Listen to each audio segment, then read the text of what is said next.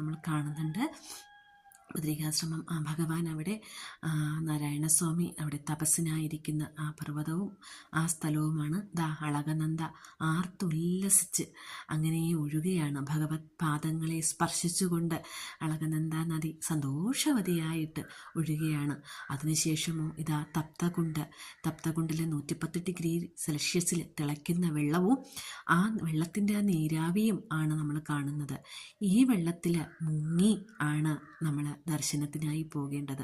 ശരിക്കു പറഞ്ഞാൽ ശ്രേഷ്ഠ ഭക്തർ ഇറങ്ങി മുങ്ങുന്ന കാഴ്ച ഒരു ഞെട്ടലോടെയാണ് നോക്കിക്കാണാൻ കഴിഞ്ഞത്. നമ്മൾക്ക് അത്രയും ശ്രേഷ്ഠതയില്ലാത്തത് കൊണ്ടായിരിക്കാം ആ വെള്ളം മുക്കി കോരി ഒഴിച്ച് കുളിക്കാനാണ് കഴിഞ്ഞത്.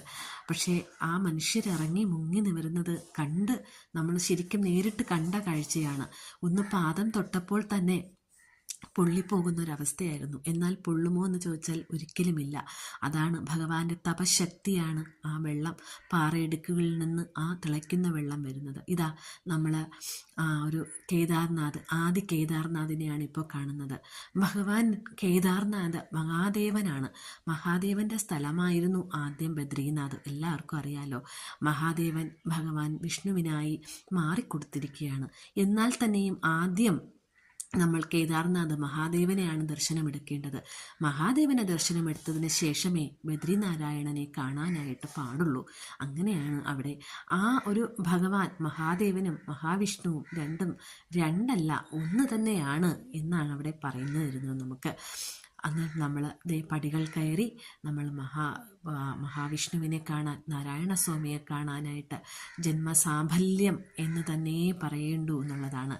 ഈ ജന്മം ഇവിടെ വെച്ച് നമുക്ക് പൂർണ്ണതയാണെങ്കിൽ അത്രയും സന്തോഷം എന്ന് മാത്രം പറയുന്നുണ്ട്.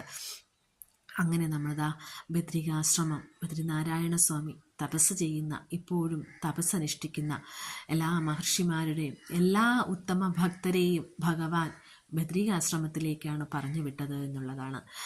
നമ്മളിപ്പോൾ കാണുന്നുണ്ട്.